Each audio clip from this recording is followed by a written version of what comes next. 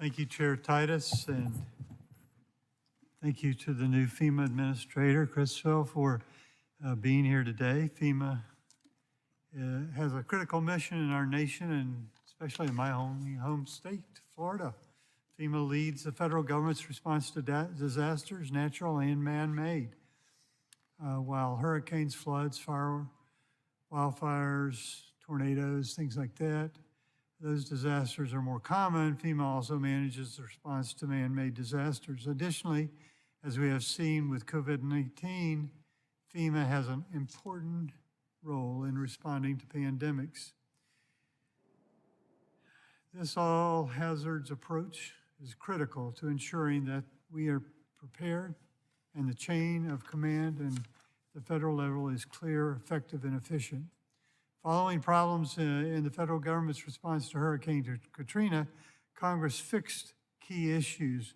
Prior to Katrina, DHS had dispersed FEMA authorities throughout the department and put multiple people in charge. This created confusion with no clear chain of command. Post-Katrina Act put FEMA back together again, and while maintaining FEMA within DHS, ensured that it's FEMA's administrator, the emergency management expert, leading the federal response. This provides a clear chain of command up to the administrator and then directly to the president. Since the reforms of post-Katrina Act, we have passed reforms to streamline and recover process and invest more in mitigation and resiliency. There's been some progress, however. At times it seems like after Congress removes red tape, there's more red tape. Time costs money. The longer it takes communities to rebuild, the higher the cost to both the communities and to the federal taxpayer. For example, in the Sandy Recovery Improvement Act, we created Section 428 of the Stafford Act, which intended to give states a choice for a streamlined, faster process or to use the old paperwork way. 428 authority was extended to speed up the process by basing assistance on certified cost estimates. The idea was to reduce costs by shortening the rebuilding time, cutting administrative costs, and arriving at a more definitive dollar amount for a project faster. Yet by many accounts, the 428 process is looking more and more like the old. Similarly, on the individual assistance side, GOA detailed how confusing FEMA's process can be for individuals and families who want to navigate the process. Communities hit by disaster should not have to deal with bureaucratic red tape when they are trying to rebuild their lives. Ultimately, making it more difficult to assess assistance will not reduce the rise in the disaster costs.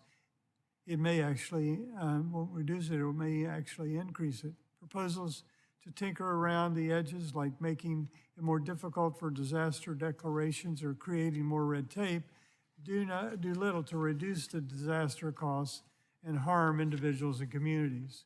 The reality is that only a quarter of the disasters make up about 90% of the cost. It's the big disasters that drive the cost. And we know the proven way to reduce future administrative costs or disaster costs is to invest in mitigation. And study after study has shown that $1 of investment in mitigation can save $4 to $11 in disaster recovery costs. In Florida, we have seen these benefits firsthand, frequently by building smarter, investing by improving mitigation strategies. This is why, on a bipartisan basis, in the Reform Act, we authorize up to 6% of disaster costs out of disaster relief fund to be used in a pre-disaster mitigation.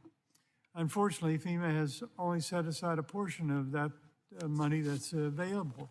The solution is helping communities recover and reducing future costs. Simply put, the recovery process for small disasters to reduce administrative costs and allow federal and state resources to focus on the large, more complex disasters. Second, larger disasters leverage flexibilities in the law and close out projects faster.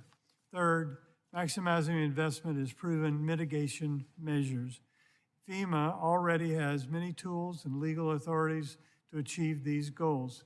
To make meaningful progress in the areas, it has come to the top of the, come from the top down within FEMA. I look forward to working with you and closely on these and other issues. I believe we can all work together to finally make a difference in how to prepare for recovery of disasters. I look forward to hearing your testimony. Thank you, Chair Titus. I yield back.